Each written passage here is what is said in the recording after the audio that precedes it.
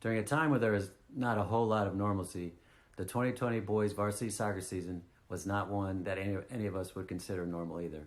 It was filled with many cancellations and postponements that left us scrambling to find dates and opponents to play. This search had us combing not only the state of Virginia, but nearby states as well. We were able to secure 8 games, but they were condensed into a tight 3-week window. I give my team the utmost amount of credit. They pretty much practiced for a month and a half without playing a single game. They showed up each day ready to work.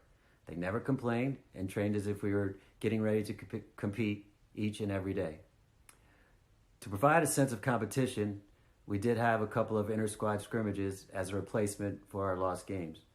People who attended these games could not believe how hard our guys played, which is the same effort that the coaches and myself saw each and every day.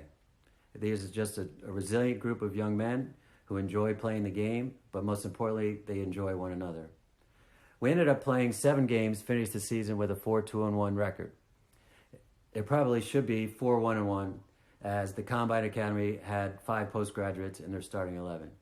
Our biggest win came up in Richmond against Benedictine, a Division I prep league school. And after going down 1-0 early, the guys battled back to take a 2-1 halftime lead. They added 2 more in the second half for the 4-1 victory. This ended up being our last game, but it was by far the best we played. We had seemed to hit our stride. And if we were able to find some more games, I'm sure this trend would have continued. I would like to thank Coach Pollock for all of his help over the course of the season. His tireless work with water for practice, field maintenance, and game day help truly make my job that much easier.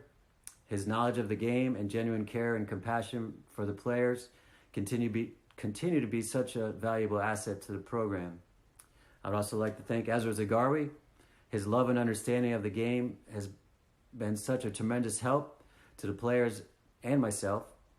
He is such a great mentor, and the players feel comfortable talking to him and picking his brain about certain aspects of the game or their game.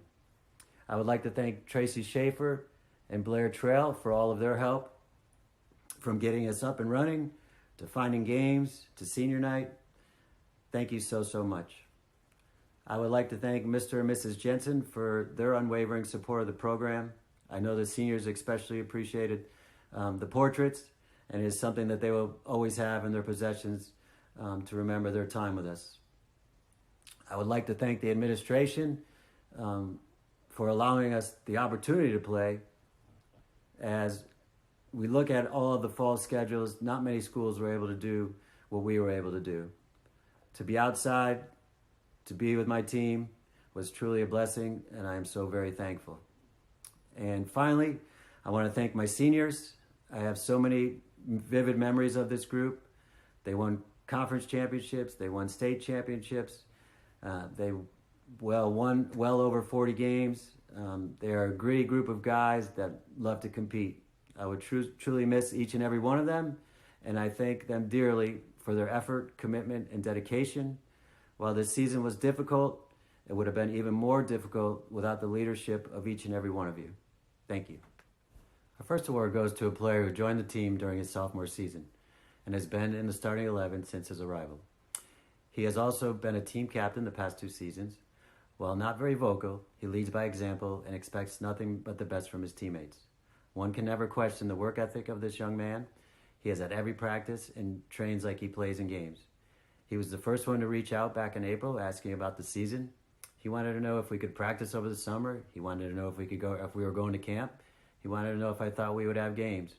While we struggled to get the group together with all of the protocols, he worked hard getting his body and touch ready to play. When we were able to get together, all of his individual efforts were very glaring. This was also very apparent during our games. As our center back, he was asked to do a lot. He was definitely up for the challenge. He was great in the air, great at winning tackles, and great at reading the game to keep us out of danger. We will truly miss his leadership and steadiness of his play next year.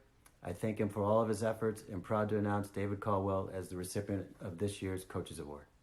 For the 2020 season and what we have been through as a team, I truly believe that all of my players, parents, administrators, and coaching staff deserve an MVP award. However, the coaching staff and I must select one. This is never an easy task, as soccer is obviously a team sport. This year was even more difficult because the sample size of games was so small. As we look back on our games, our selection started to come in focus. This player was huge for us in our game against Combine Academy. We were on our heels defensively for the major portion of the game. We gave up a total of 21 shots during this game. The player turned away 16 of these shots. In our game against Veritas, we gave up a penalty kick with 2 minutes to go in a 0-0 game. He saved the PK to secure a tie. He also saved a crucial PK against Seton, which gave us life after a long, long bus ride up there. To see this player shine makes me extremely happy because I know how hard he has worked to improve both his goalkeeping skills and himself physically. This year's MVP award goes to Zaid Fata.